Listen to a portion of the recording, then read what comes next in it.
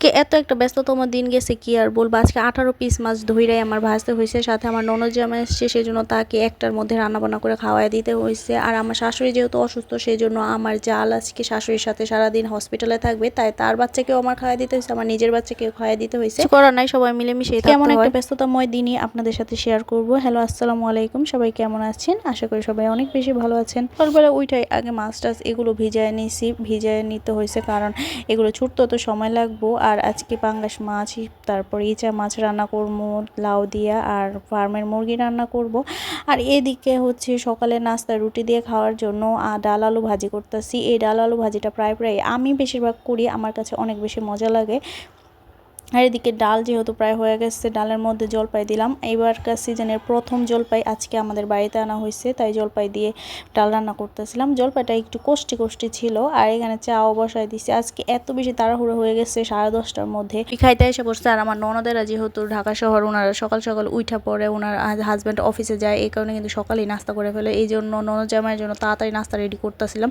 আমি 9:30 বাজে আসছি, আরও আগে আসার উচিত ছিল কারণ আমার ছেলে বারবার উঠে যেতেছিল, এই কারণে আমার দেরি হয়েছে। এদিকে ভাবি আবার যেহেতু হসপিটালে যাবো আজকে আমার শাশুড়ির কাছে, উনি সারাদিন থাকবো, এই কারণে উনি ওনার বাচ্চারা ডিম খাওয়াইয়া তারপরে চলে যাবো। আমি বলছি আপনি চলে যান, আমি পরে তাওয়াফরে ভাত টাত খাওয়াই দিই মনে। তো এইদিকে আমার ডালটাও হয়ে গেছে, ডাল সবজিটা। তো এখানে 2টা প্লেটে বাইরে দিতেছি বাটিতে আমার ননদ আর ননদের জামাইয়ের জন্য, সাথে চাও রেডি করতেছিলাম। আমার ননদের জামাই ওনারা মানে সকালবেলা রুটি পছন্দ করে, ভাত একদমই খায় না, যত কিছুই হোক মানে রুটি খাবে। তো রুটি রেডি করে দিতেছিলাম। আর আজকে উনি চলে যাবো, কালকে আসছে আমার ননদকে দিয়ে যাওয়ার জন্য। আর ওনার যেহেতু অফিস আছে একদিনের জন্যই ছুটি নিছিল, তো আজকে 1টার দিকে বাসা থেকে বের হয়ে যাবে। তো এদিকে খালা আবার আমাকে একটু পেঁয়াজ কাটা দিতেছিল, তাহলে পেঁয়াজটা কাটা দিলে অনেক তাড়াতাড়ি হয়ে যায়।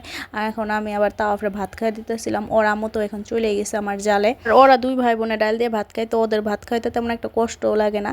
তো এখানে আমি আবার তাড়াতাড়ি ভাত খাওয়াই দিয়ে এখন আমি লাউয়ের জন্য কষায় নিছি মশলা। এখন এই যে চিংড়ি মাছ দিয়ে লাউটা রান্না করব।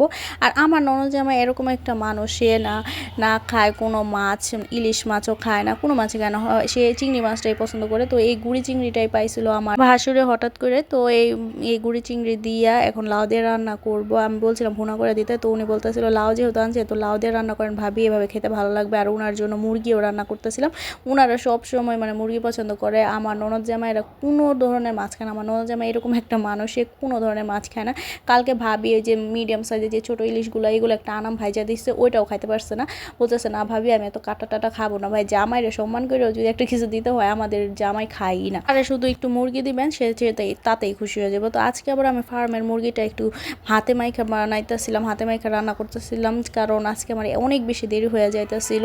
সকালে একবারে আমার জাল খাইছে, আমার ভাসুর নাস্তা করছে, তারপর আমার ননদ জামাইটা দিছে, আমার ছেলেরে নাস্তা করাইছি, আমার জালের ছেলেরে নাস্তা করাইছি। এই জন্য আমার অনেক বেশি লেট হয়ে গেছিলো। তাও খালা দেখে পেঁয়াজগুলো কেটে দিছে, সেই জন্য একটু সহজ হয়েছে। তো এখানে আমার লাউ চিংড়িটাও রেডি করে ফেলতেছি। এর মধ্যে আমি আবার ভাবলাম এই 2টা যেহেতু বসায় দিচ্ছি, লাউটা আর মাংসটা, এই ফাঁকে আমি একটু নাস্তা করে নিই। প্রায় 12টা বাজে গেছে। আর এদিকে আমার বড় জালও এসে পড়ছে। এখন আমি, আমার বড় জাল আর আমার দেওয়ার, আমরা 3 জনে মিলে একসাথে বসে বসে নাস্তা করতেছিলাম। সাথে আমার ছেলেও ছিল, ওরা একটু চা রুটি দিছি, ও আবার চা রুটি খেতে পছন্দ করে, যাতে ডিস্টার্ব না করে এই কারণে দিয়ে দিই।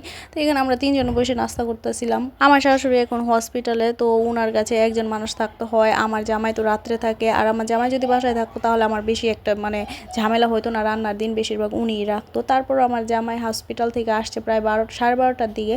উনি আইসা আবার আমার বাবুরে গোসল টোসল করায় দিচ্ছে, আমার একটু মানে সহজ হয়, কারণ যখন থেকে হসপিটালে থাকে আমার জামাই হচ্ছে রাত্রে থাকে, আর সারাদিন আমার ভাসুর থাকে। তো আজকে আমার ভাসুর থাকতে পারবে না, যেহেতু এখন মানে পূজার বেচা কিনা, সেই জন্য দেখা যায় আমার জালে গিয়ে থাকছে। আর কদিন আগে আবার আমি আর আমার বড় জাল গিয়ে থাকছিলাম। এমন আছে কালকে পরশুর মধ্যে আল্লাহ যদি ভালো করে আমার শাশুড়িকে, তাহলে হয়তো ওনারা ছুটি দিয়ে দিব। সবাই আমার শাশুড়ির জন্য অবশ্যই দোয়া করবেন। আর আজকে এমন একটা ঝামেলা হয়েছে, আজকে যেহেতু পাঙ্গাস মাছ সবাই ভুনা পছন্দ করে, এই কারণে একদম 18 পিস পাঙ্গাস মাছ ধইরাই আমার ভাজতে হয়েছে, আরও বেশি সময় লাগছে। তো এখানে প্রায় একটা ভাইজা গেছিলো, এই কারণে আমার ননদ জামাইরে দিয়ে দিচ্ছি ভাত। উনারে পরে আমার ননদ বলতেছে তাহলে ভাবি একটা মাছ ভাইজাই দেই, পাঙ্গাস মাছ। তো ভাইজা দিয়েছি, পাঙ্গাস মাছও খাইবো না, কাটা ছাড়া মাছও সে খাইতে পারবো না, তো শুধু মুরগি আর লাউ চিংড়ি দিয়েই খাইছে। বলতেছিল ভাবি লাউ চিংড়িটা অনেক বেশি মজা হয়েছে, আসলে এটা মজা হয়েছিল। তো এই যে আজকে আমার রান্না বান্না। আর সন্ধ্যার দিকে একটু বাচ্চাদের আলু ভাজা দিতেছিলাম। এটা কিন্তু ভাই ফ্রেঞ্চ ফ্রাই না, এটা হচ্ছে আলু ভাজা। তো আমার আজকের ভিডিওটা এই পর্যন্ত। সবাই সুস্থ থাকবেন, ভালো থাকবেন, আল্লাহ হাফেজ।